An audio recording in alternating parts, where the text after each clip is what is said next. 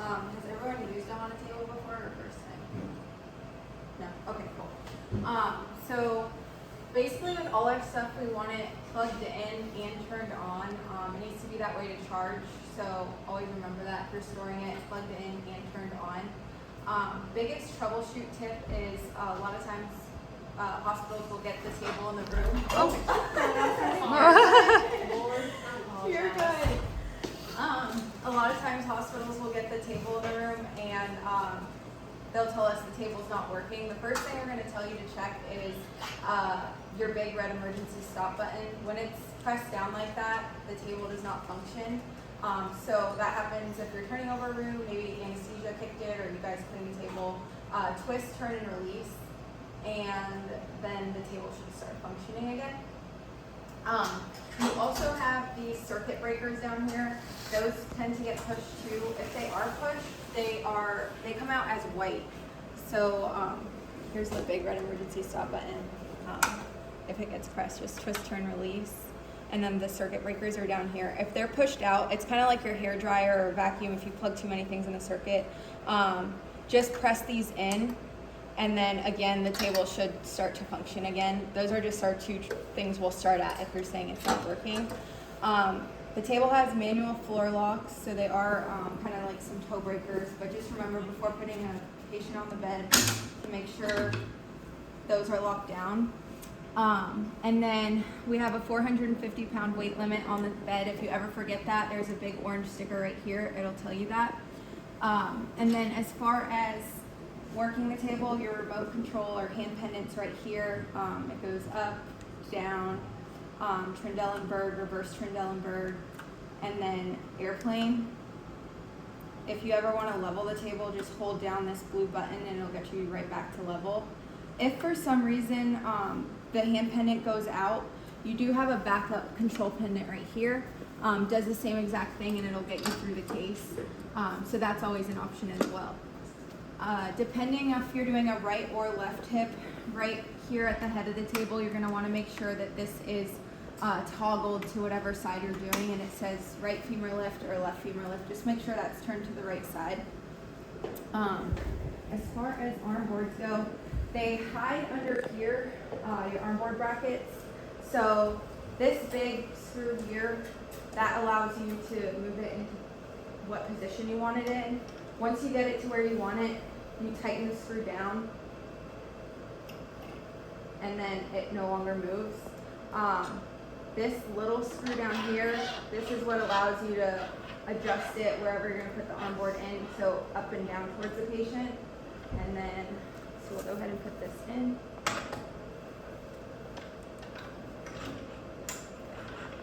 And then once you get it at the height you want it, the other screw down here allows you to tighten it.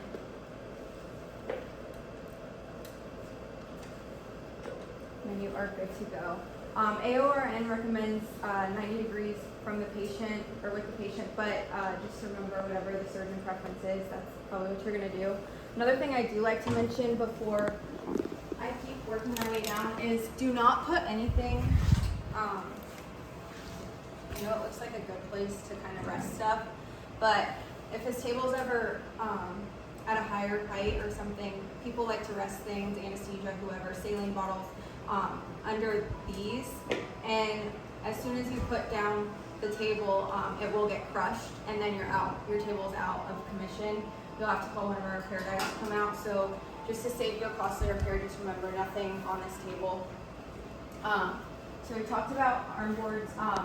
As far as getting a patient on a table, I'm gonna move these right now.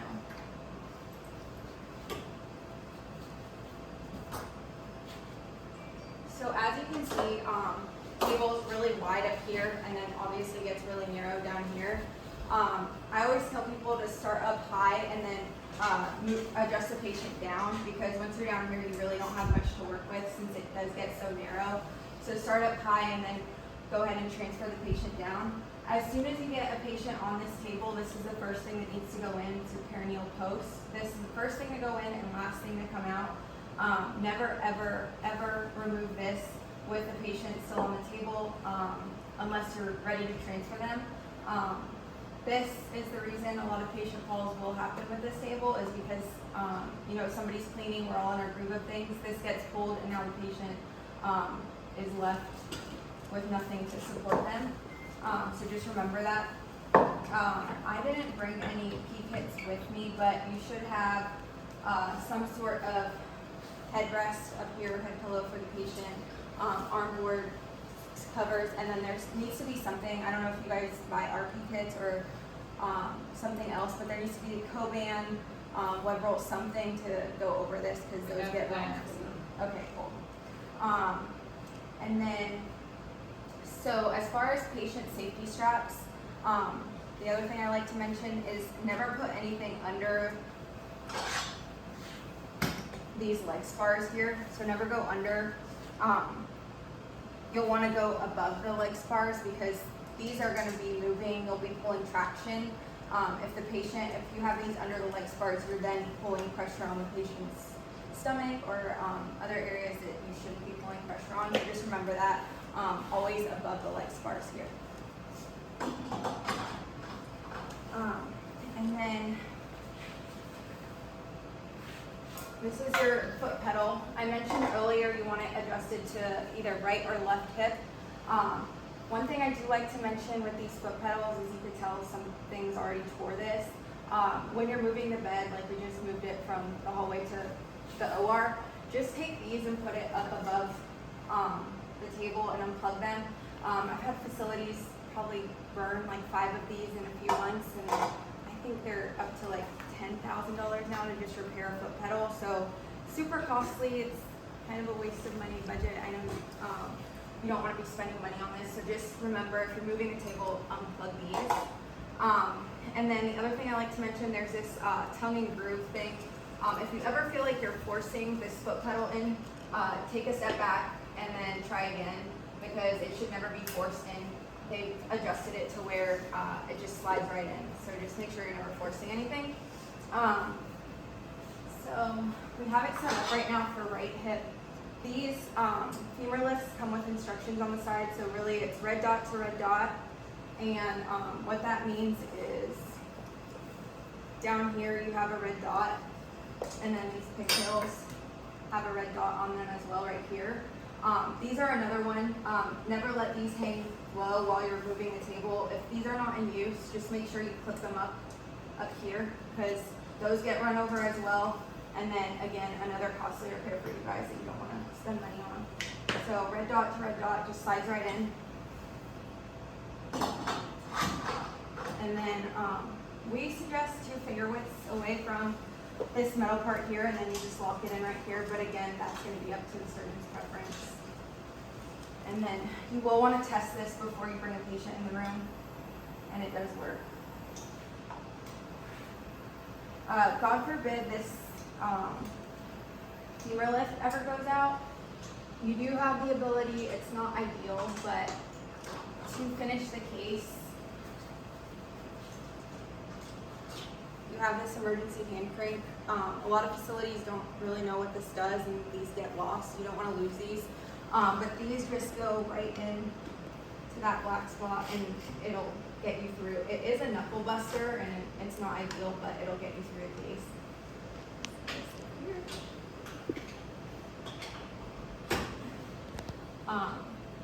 And then you probably have them sterilized right now, but the trays with right and left, the femur hooks, just make sure you're pulling the right femur hook and extender for this.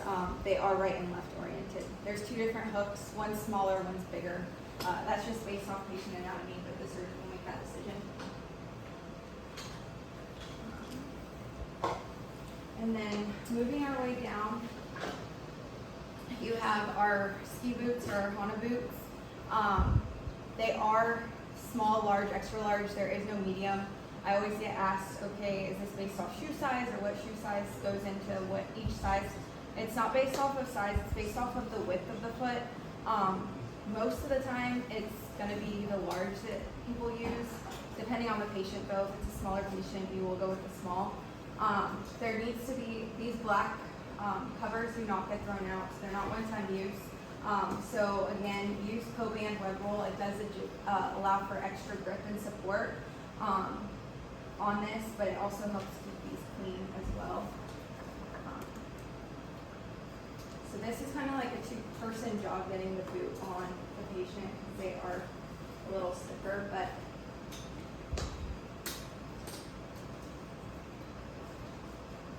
to get the boot on, I always pinch the straps down here. It's the clear and the black, they get pinched together. If you can't tighten like this, but the best way to go about it is to get it as tight as you can by pinching those straps and then adjusting like this. And same goes for up here.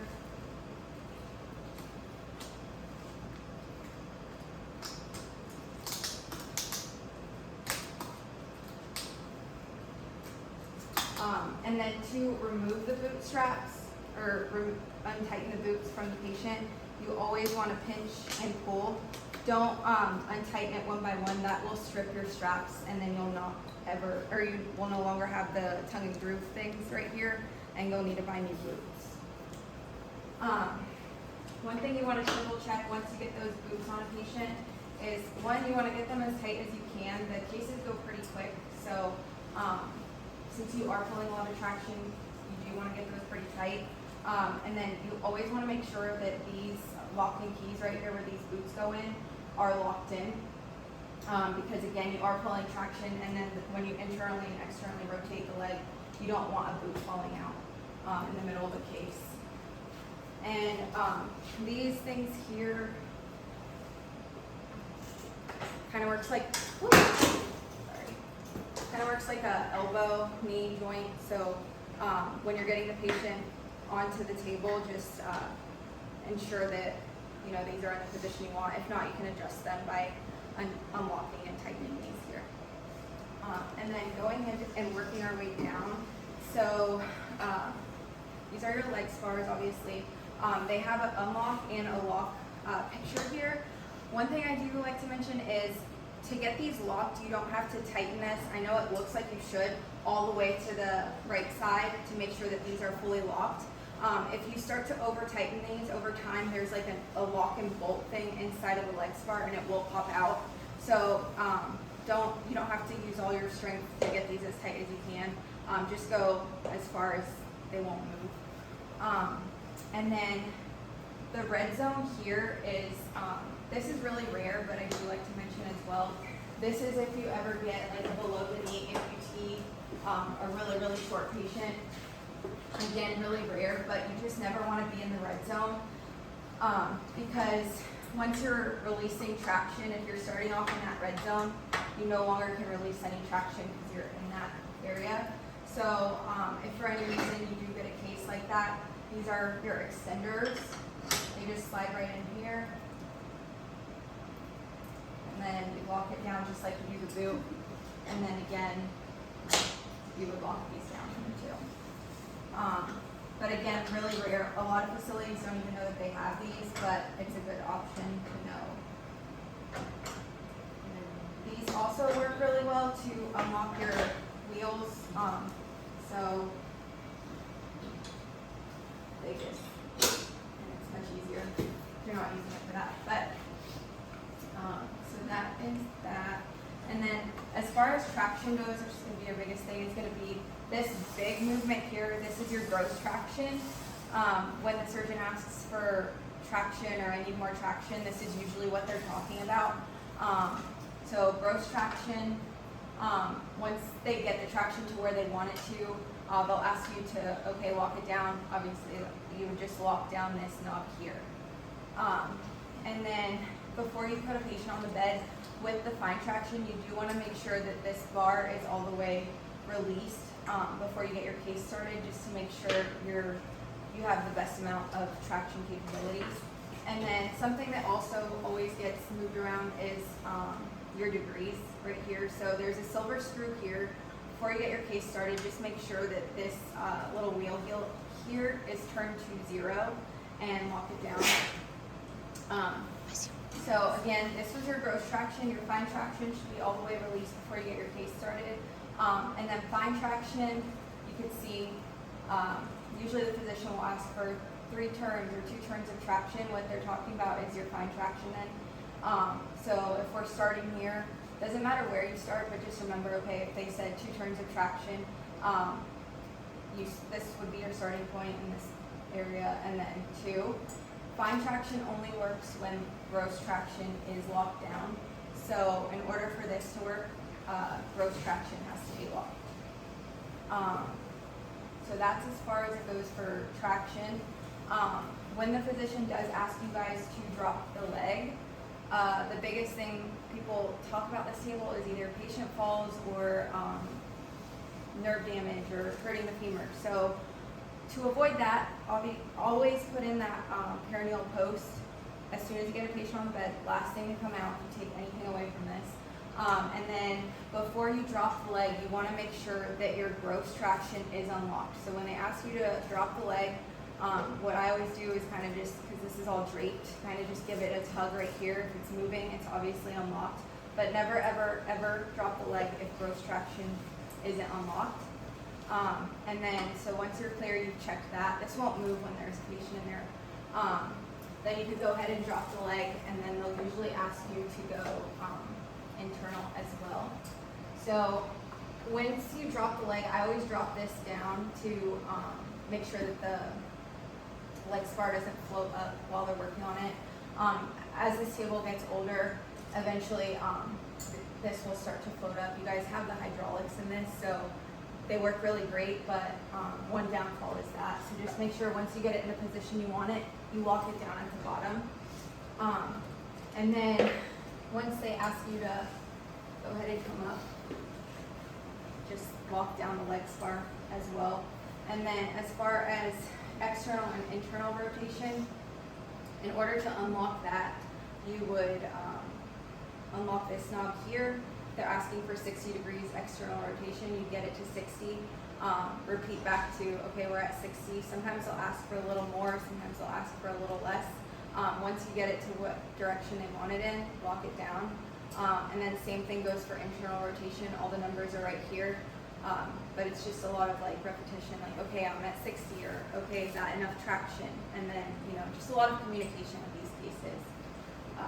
But that's pretty much the gist of this table. Does anyone have questions? It's kind of a lot. The cases, it comes at you like a lot of information, but once you start doing these cases, it becomes very intuitive.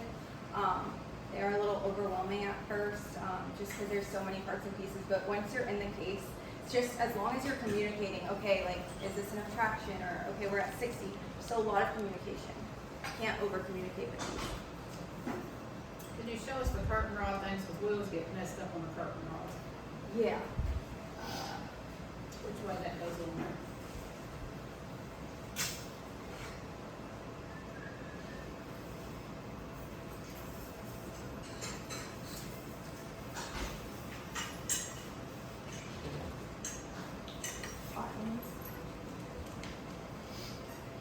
So, the curtain rods, they can be hooked on to up here, and then this adapter, for lack of a better word, so adjust it to where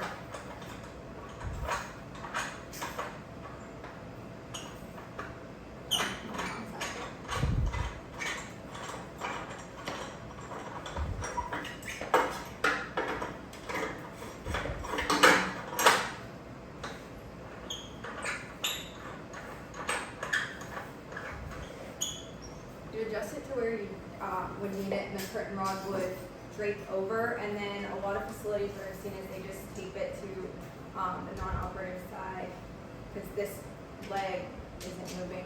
The operative side of the table, or of the leg that you're operating on, that's the one that's having the most movement. The side that you're not usually just stays put. Another thing I like to mention is, I didn't bring any kids with me, but we have ball joint covers. I don't remember. Do you guys buy our kids? Yeah. So the ball joint covers need, if you're going to use anything, it's going to be those. Perfect. Yeah.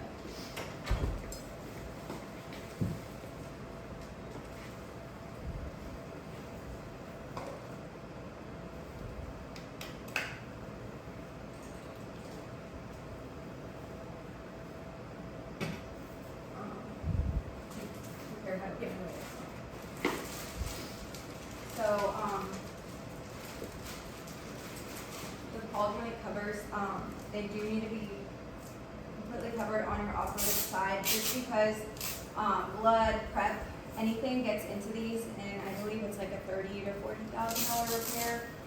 And your out table, these won't move as efficiently if you don't get these covered. So what I always do is I double up on whatever side this case is on, but it's preference. Just make sure that that joint is fully covered when you're going for the case. And then the foot pedal, either use our P-kit or a plastic OR bag. Just something needs to cover this up because again, blood and gunk gets in that, and then you're going to be repairing a foot pedal as well. So that goes there. And then with these P-post covers, they have these seams here. Just make sure that you put the seam away from the patient, because that's just going to add some extra pressure on the patient's skin. So just make sure to put it away. And then one thing I like to mention is for males, obviously make sure to put their stuff over to one side so they're not having all that pressure during a case as well.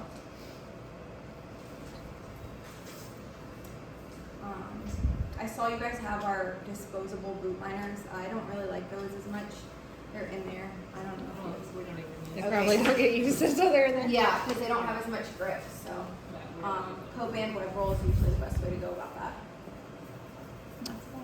How are we strapping the patient to the bed right now?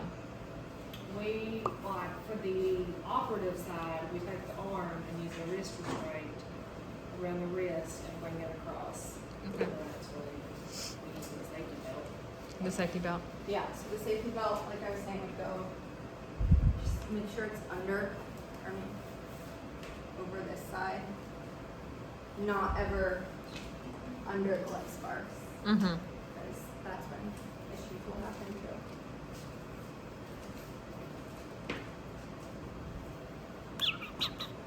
Are you putting the other arm on an arm board? Okay. The operative arm goes across their chest, Mhm. and the arm goes out on the arm. Okay. Any other questions? Nope.